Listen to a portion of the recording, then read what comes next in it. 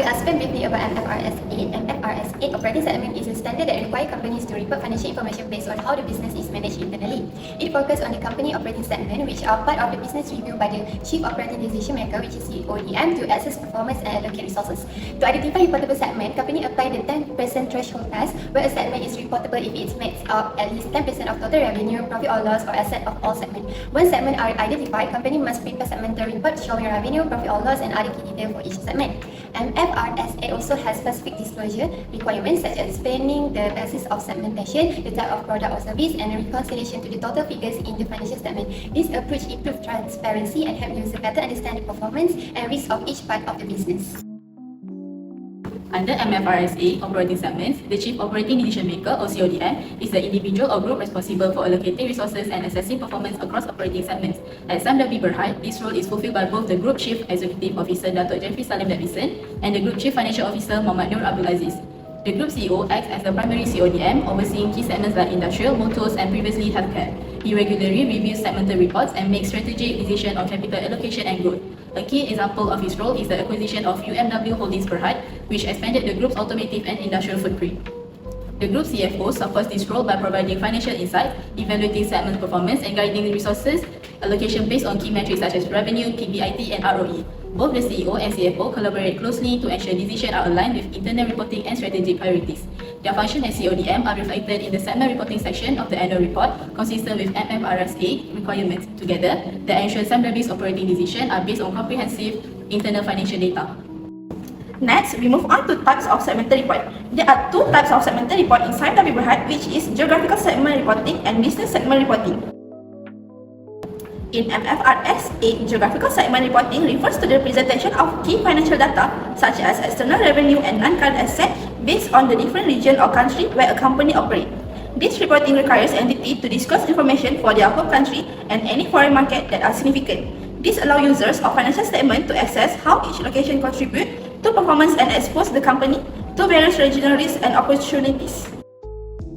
Let's begin by taking a closer look at the geographical segment of the Darby Berhad operation. This part of segmental report analyzes the group's performance based on the location of its operation.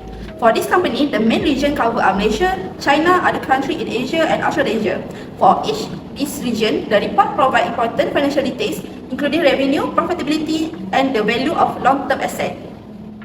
In 2024, Australasia emerged as the top contributor in terms of revenue, bringing in RM22.064 billion.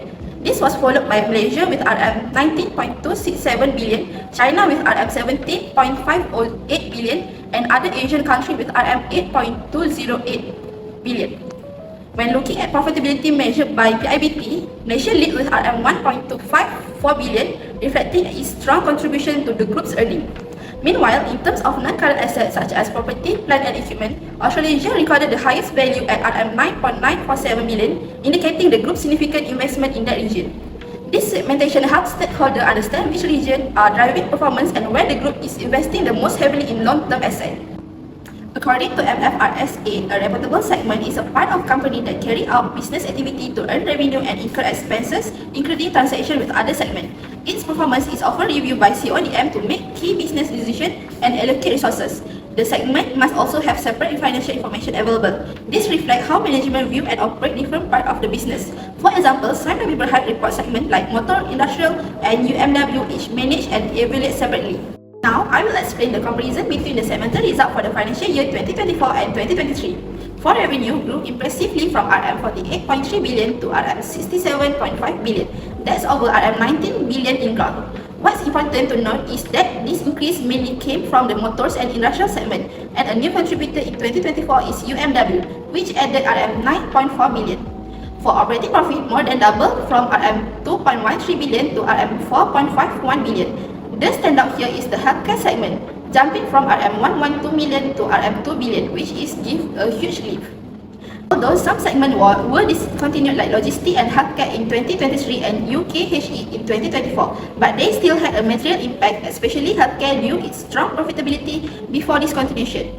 In conclusion, 2024 was a stronger year than 2023, with higher revenue and profit, the inclusion of the UMW segment, and strong healthcare performance. At the same time, its increased payment and discontinued segment indicate ongoing structure to focus on strategy and profitability area. Before investing or lending, the first question is simple. Where is the company making its money? Financial statement users, including investors, analysts, lenders and regulators, need accurate data to make informed decisions. Segmental reporting allows financial users to evaluate a business's performance and profitability in a more detailed way. By breaking down the financials by individual business units, it reveals which segment are truly driving profit. Okay, now let's dive into the financials. Motor generated the highest revenue at 37.2 billion, but its profit before interest and tax is only 594 million, showing a low profit margin. Despite its high revenue, the motor segment isn't as efficient in converting sales into profit. In contrast, the industry segment with 20.5 billion in revenue has a higher profit before interest and tax of 1.47 billion, making it the most profitable. Without segment data, users might assume motors is the most profitable, but this breakdown shows that profitability doesn't always align with revenue size. Understanding profit margin is crucial for making informed strategic decisions. Second, segmental reporting offers valuable insight into a company's geographical exposure and economic risk by highlighting performance across regions. It helps users assess the economic risk tied to market and political conditions, enabling more informed risk management decisions. Additionally, it reveals opportunity for growth or diversification, showing where the business can expand or adjust its strategy to capitalize on market conditions. Okay, now let's look at the geographical breakdown. Australasia leads with 22.1 billion in revenue and 9.95 billion in assets, a key contributor to the company's financial strength. In contrast, China generates 17.6 billion in revenue but records a loss of 116 million, raising concern for investors about its long-term sustainability. Despite this, Darby still holds 2.75 billion in assets in China. Analysts will note that while Australasia is profitable, it is also capital intensive, indicating a reliance on the region's economic stability. This breakdown is crucial for understanding economic exposure and making informed decisions on risk management and investment. I will explain briefly about FAR570. First, let's start with the objective. The main purpose of this standard is to set the minimum content required for interim financial report and to establish principles for the recognition and measurement of financial transactions during interim periods. This ensures that users receive timely and reliable financial information between full year reports. Moving on the definition, interim financial reporting refers to the financial statements that are prepared for a period shorter than a full financial year. This report helps investors, regulators and other stakeholders monitor performance continuously without having to wait until year end. For the recognition, company must use the same accounting policies in interim report as they do in annual financial statement. Income and expenses should be recognized when they meet the recognition criteria, not based on when cash is received or paid. This ensures consistency and accuracy in financial reporting throughout the year. Lastly, let's talk about measurement. Interim financial data should be measured on year-to-date basis. Because interim periods are shorter, companies are allowed to use reasonable estimate more often than in annual reports. However, measurement must still follow the same principle used in the annual financial statement. Since 30 June 2024, Darby has seen two key developments that significantly impacted its financial position and performance. First, in December 2024, the company issued RM1.5 billion under its Sukuk Murabaha program, which is RM1.3 billion through tranches 2 to 4 and 200 million via tranche 5 on 13 December. The proceeds were used to refinance maturing Sukuk and fund working capital, investment, acquisition and capital expenditure. This will strengthen liquidity and reduce dependence on short-term debt while maintaining a healthy capital structure through Sharia-compliant financing. Second, in October 2024, Darby successfully divested its entire stake in Ramsay Darby Healthcare, recording a gain of 2 billion. This was part of a portfolio rationalization strategy to focus on core businesses in the industrial and motor segments. The divestment enhanced shareholder value, improved the group's financial strength, and aligned with its long-term strategic direction.